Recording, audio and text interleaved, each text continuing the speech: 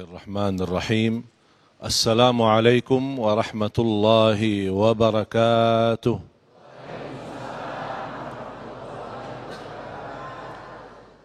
Alhamdulillahi rabbil alamin. Hamdan kathiran tayyiban mubarakan fih. Mubarakan alaih kama yuhibbu rabbuna wa yarda. Allahumma salli ala sayyidina Muhammad wa ala ali sayyidina Muhammad. Subhanaka la ilma lana illa ma 'allamtana innaka antal alimul hakim. Yang saya cintai para habaib, alim ulama, para kiai, muslimin muslimat, mukminin mukminat, khususnya jamaah Masjid Al-Azhar di Cempaka Putih ini, semoga senantiasa diberkahi Allah Subhanahu wa taala. Pemirsa TV One Damai Indonesiaku dimanapun Anda berada. Dalam kehidupan kita tidak terlepas daripada ujian.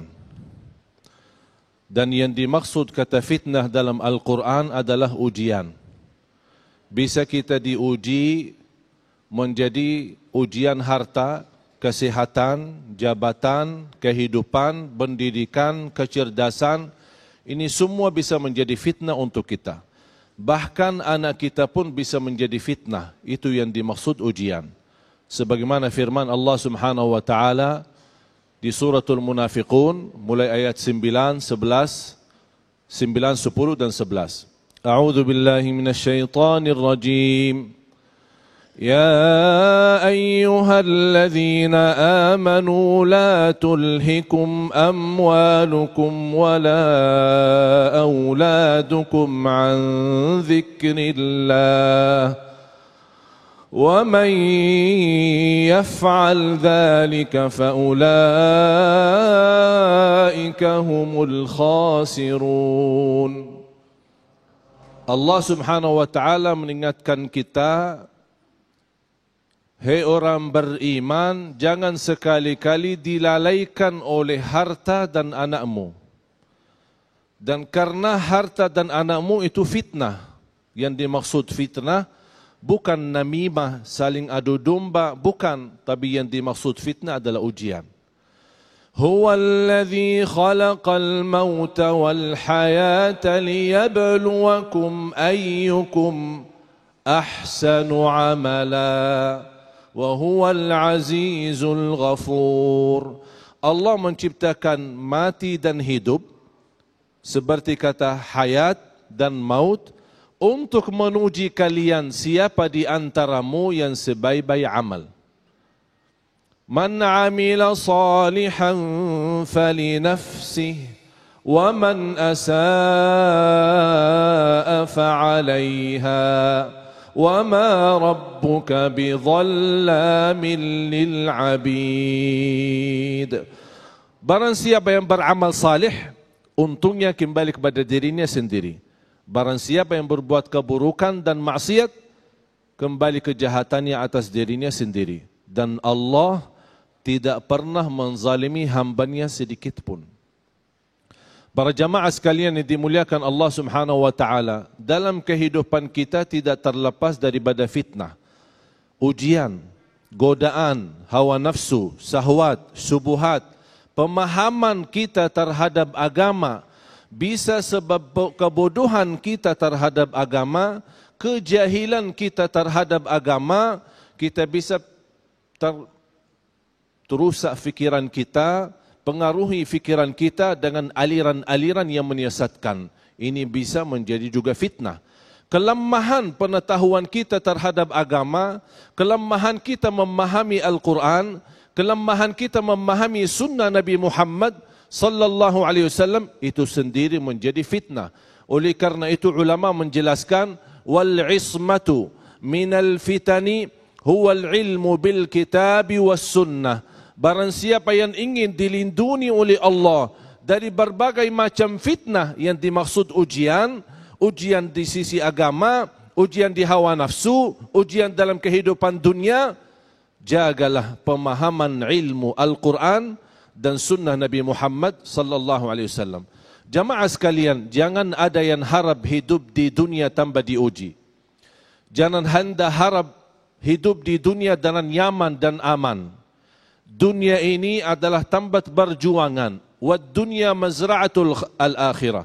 Kita bertugas di dunia ini menanamkan sebuah kebaikan yang nanti akan hasilnya kita ketemukan di akhirat. Faman ya'mal mithqala dzarratin khairan yarah wa man ya'mal mithqala dzarratin syarran yarah. Bahkan Rasulullah sallallahu alaihi wasallam mengajarkan kita berdoa menjadi sebuah berlindungan kita sehari-hari kepada Allah Subhanahu wa taala, sebagaimana di hadis Siti Aisyah radhiyallahu anha, hadis yang diriwayatkan Imam Bukhari dan Muslim, Rasulullah sallallahu alaihi wasallam mengajarkan kita selepas tahiyat, sebelum salam, jangan lupa membaca doa ini. Allahumma inni a'udzu bika min 'adzabi jahannam wa a'udzu bika min fitnatil qabr wa a'udzu bika min fitnatil masiihid dajjal wa a'udzu bika min fitnatil mahya wal mamat. Sudah hafal belum? Ayo sama-sama. Allahumma inni a'udzu bika min 'adzabi jahannam wa a'udzu bika min fitnatil qabr wa a'udzu bika min fitnatil masiihid dajjal wa a'udzu bika min fitnatil mahya wal mamat. Berlindung kepada Allah dari azab jahannam, berlindung kepada Allah dari fitnah kubur, berlindung kepada Allah dari fitnah Masih Dajjal, berlindung kepada Allah dari godaan hidup maupun menghadapi kematian. Karena kita seorang hamba tidak terlepas dari kesalahan dan kelemahan, oleh karena itu kita selalu memohon perlindungan kepada Allah Subhanahu wa taala. Ini adalah segala kita, segala kehidupan kita. Dunia menjadi penting sekali.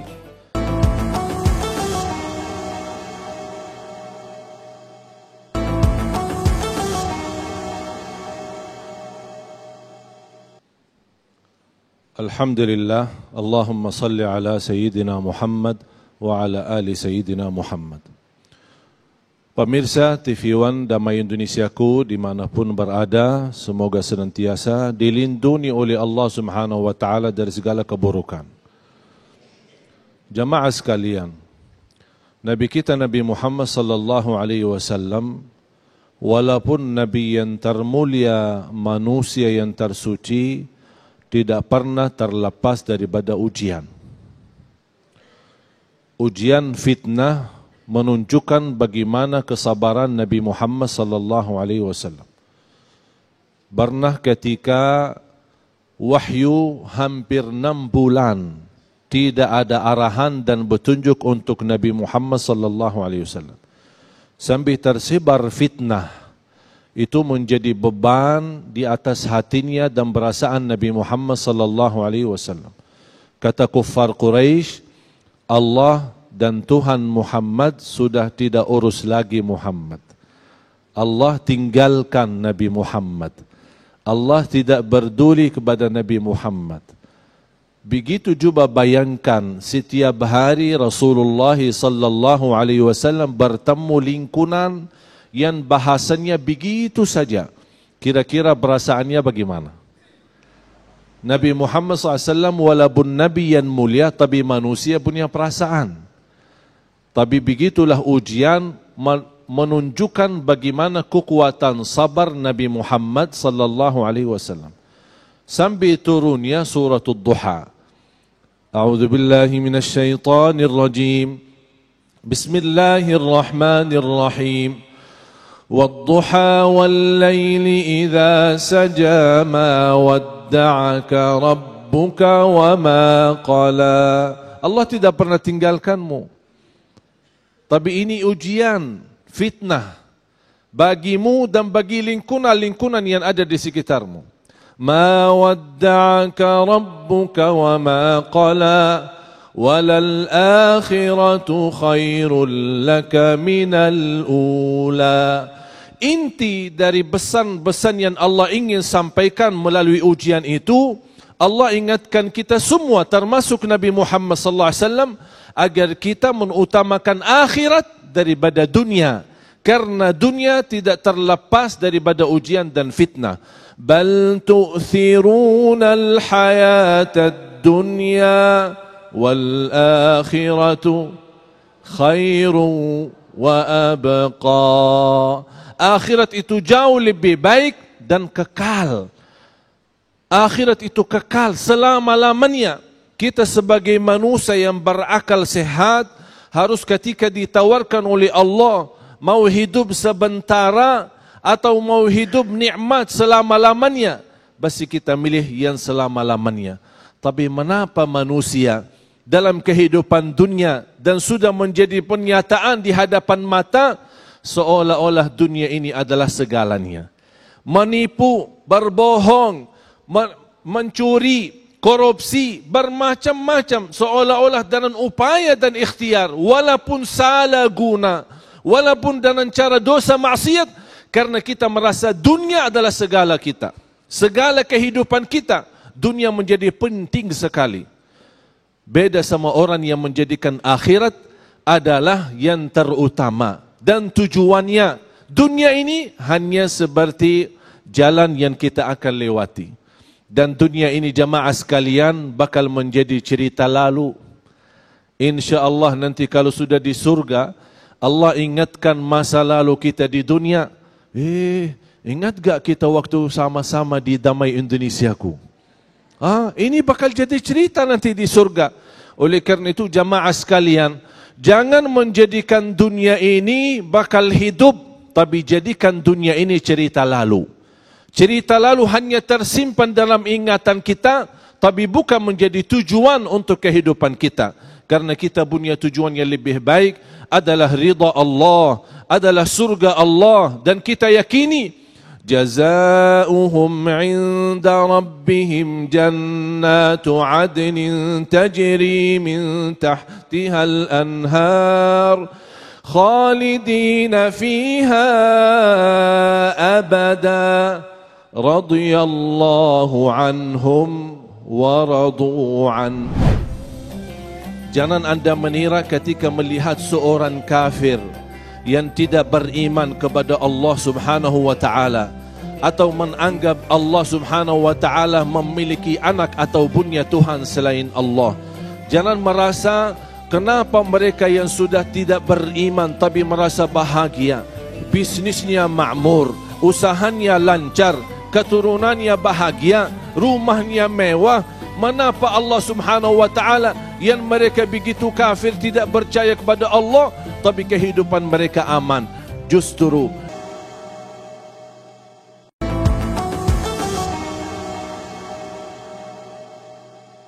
jazaohum 'inda rabbihim jannatu 'adnin tajri min tahtiha al-anhar khalidina fiha abada radiyallahu anhum wa radu an.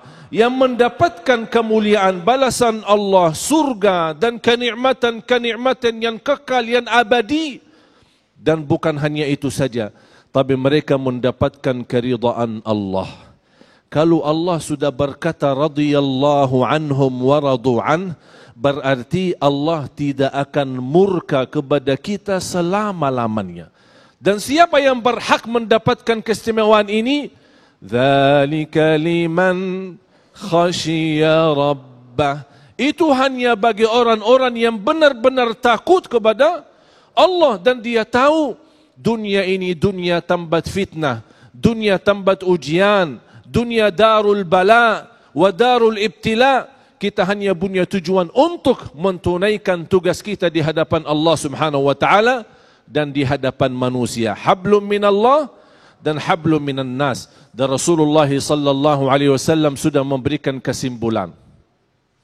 Rasulullah SAW bersabda di hadis yang sahih, ittaqillaha haitsu ma kunt.